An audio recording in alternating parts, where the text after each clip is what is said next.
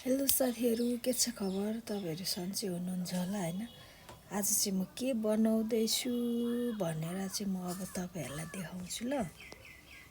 मैले पनि टिकटकमा देखेर बनाउनु लाऊ मैले पनि कस्तो हुन्छ।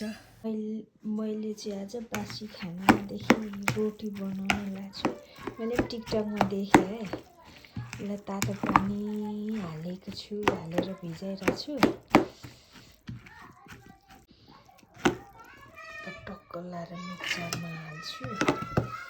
पानी अलिक कम हुन्छ होला, पिसो ठिक गरेर।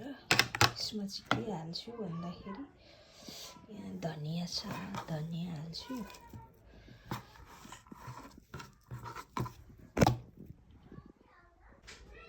मैले चाहिँ ग्राइन्ड गरिसकेँ, हरियो हरियो देख्दो रहेछ। यसमा चाहिँ मैले धनिया लगाएँ। मैले चाहिँ बासी खानालाई चाहिँ अघि ग्राइन्ड गरिसकेको छु।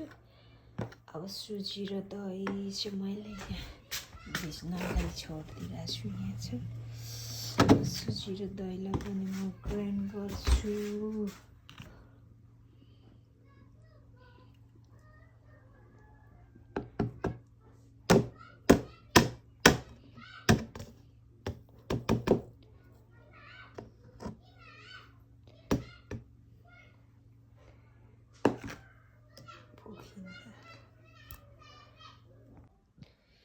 सुजी र दही पनि ग्राइन्ड भइसक्यो। अब यसमा अघिको बासी खाना ग्राइन्ड गरेको मिक्स गर्छु। चाहिँ हरियो हरियो देखेको छ। यो चाहिँ मैले धनिया हालेर ग्राइन्ड गरेछु।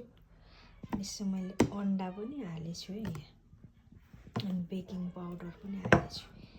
चाहिँ थोरै मात्रै गरेर ताइपेन राखिसकेँ। अब म ताइपेन तातेपछि तेल हालेर बनाउँछु। हुन्छ कि हुँदैन है, कस्तो हुन्छ हेरौँ। रोटी चाहिँ राम्रो हुँदो रहेछ है।